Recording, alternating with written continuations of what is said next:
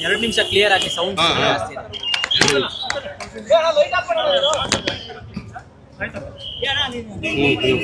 ಓಕೆನಾ? ಗಾಡಿ ಗಾಡಿ ಗಾಡಿ ಇನ್ನೊಂದಿದೆ ರೆಡಿನಾ ಅಂಜನ್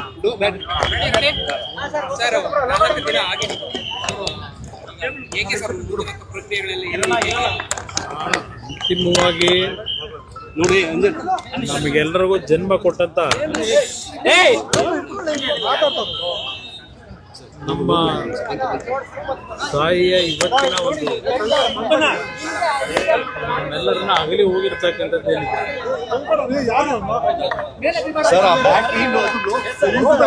ಮೊದಲಿಂದಲೂ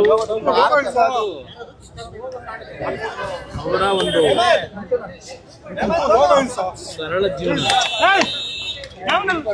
ಅತ್ಯಂತ ದೈವ ಭಕ್ತಿಯ ಗುಣಗಳನ್ನು ಏನು ಹೊಂದಿದ್ರು. ನಮ್ಮ ಒಂದು ಕುಟುಂಬದಲ್ಲಿ ನಮ್ಮ ತಂದೆಯ ಒಂದು ಸಂಗಾತಿಯಾಗಿ ಸುಮಾರು 65-70 ವರ್ಷಗಳು ಅವರ ಜೊತೆಯಲ್ಲಿ ಬಾಳದಂಥವ್ರು ಏನಿದ್ದಾರೆ, ಬಹುಶಃ ನಮ್ಮ ತಂದೆಯವರ ಬದುಕಿಗೆ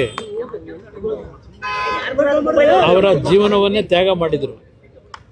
ಅದಷ್ಟೇ ಅಲ್ಲ, ನಮ್ಮ ಬದುಕಿನಲ್ಲೂ ಸಹ ಒಂದು ತಾಯಿ ಹೃದಯ ಅಂತಕ್ಕಂಥದ್ದನ್ನ ನಮಗೆ ಕಲಿಸಿದ್ರೆ ಅವರಿಂದ ನಾವು ಕಲಿತಂಥದ್ದು.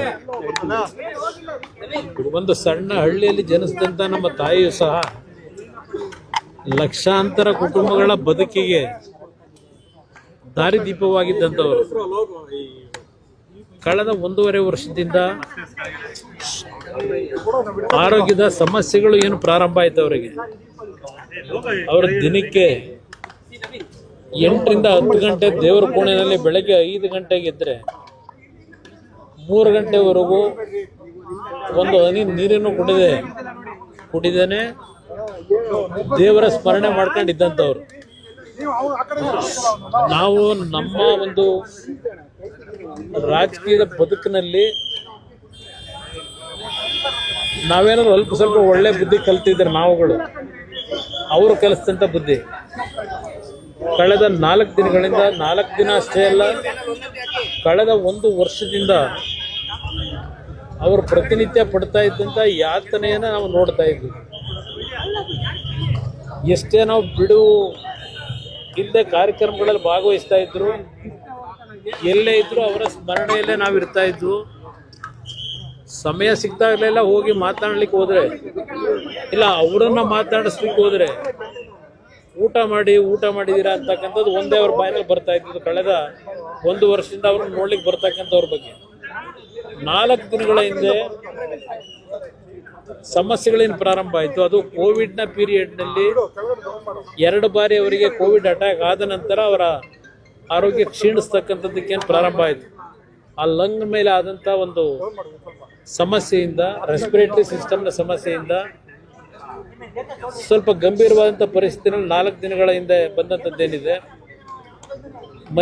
ನಮ್ಮ ಮಣಿಪಾಲ್ ಹಾಸ್ಪಿಟ್ಲಿಗೆ ಸೇರಿಸಿ ಡಾಕ್ಟರ್ಗಳು ಉತ್ತಮವಾದ ಪ್ರಯತ್ನ ಪಟ್ಟಿದ್ದಾರೆ. ಆದರೆ ನಮ್ಮ ಪ್ರಯತ್ನ, ವೈದ್ಯರ ಪ್ರಯತ್ನಗಳಿಗಿಂತ ಹೆಚ್ಚಾಗಿ ಭಗವಂತ, ಅದರಲ್ಲೂ ವಿಶೇಷವಾಗಿ ರಾಜರಾಜೇಶ್ವರಿ ತಾಯಿಯ ಒಂದು ಭಕ್ತೆಯವರು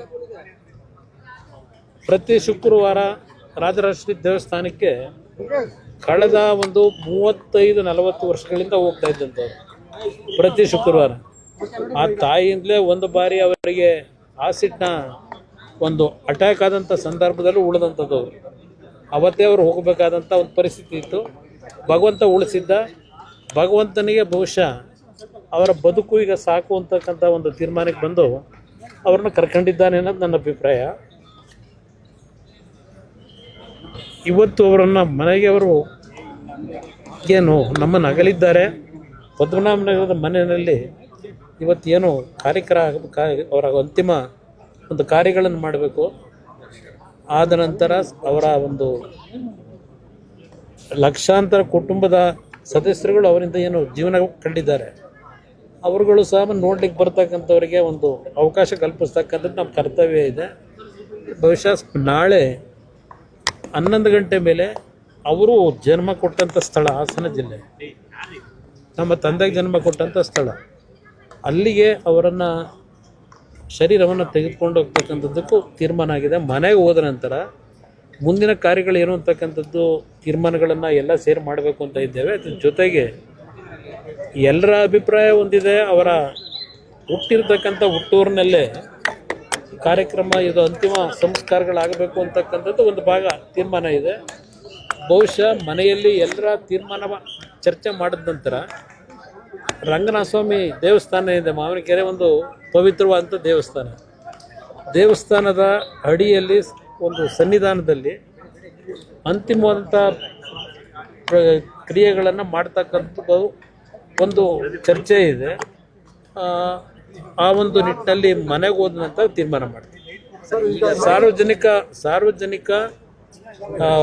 ಅವರನ್ನು ಅಂತಿಮ ದರ್ಶನ ಪಡೀತಕ್ಕಂಥದ್ದಕ್ಕೆ ಪದ್ಮನಾಭನಗರದ ಮನೆಯಲ್ಲಿ ವ್ಯವಸ್ಥೆಗಳನ್ನು ಮಾಡ್ತಾ ಇದ್ದೇವೆ. ಸ್ವಲ್ಪ ಜನ ಜಾಸ್ತಿ ಆದರೆ ಪದ್ಮನಾಭನಗರದಲ್ಲೇ ಮೈದಾನ ಇದೆ, ಅಲ್ಲಿ ನೋಡಿಕೊಂಡು ತೀರ್ಮಾನ ಮಾಡ್ತೀವಿ. ಬಟ್ ಅವ್ರು 11 ಗಂಟೆ ಮೇಲೆ ನಾಳೆ ಹಾಸನ ಜಿಲ್ಲೆಗೆ ಅವರ ಪಾರ್ಥಿವ ಶರೀರವನ್ನು ತೆಗೆದುಕೊಂಡು ಹೋಗ್ತಕ್ಕಂಥದ್ದಕ್ಕೆ ಅಂತಿಮ ನಿರ್ಣಯ ಮಾಡ್ತೀವಿ. ಅಂತ್ಯಕ್ರಿಯೆ 2-3 ಸ್ಥಳದ ಬಗ್ಗೆ ಸ್ವಲ್ಪ ಚರ್ಚೆಗಳಿದೆ.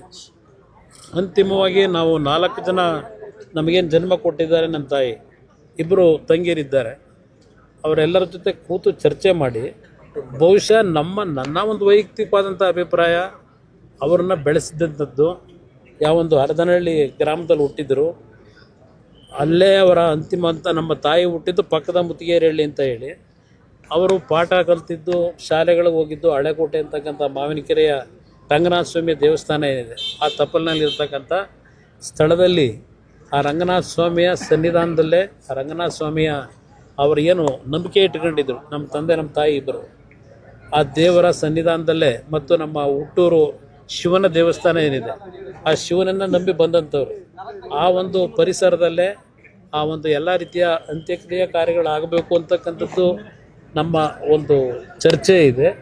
ಎಲ್ಲರ ಜೊತೆ ಚರ್ಚೆ ಮಾಡಿ ಕುಟುಂಬದಲ್ಲಿ ಒಂದು ರೀತಿಯಲ್ಲಿ ತೀರ್ಮಾನಕ್ಕೆ ಬರ್ತದೆ. ಸೋಮವಾರ ಅಂತ್ಯಕ್ರಿಯೆಯನ್ನು ಸೋಮವಾರ ಇಟ್ಕೊಂಡಿದ್ದೇವೆ.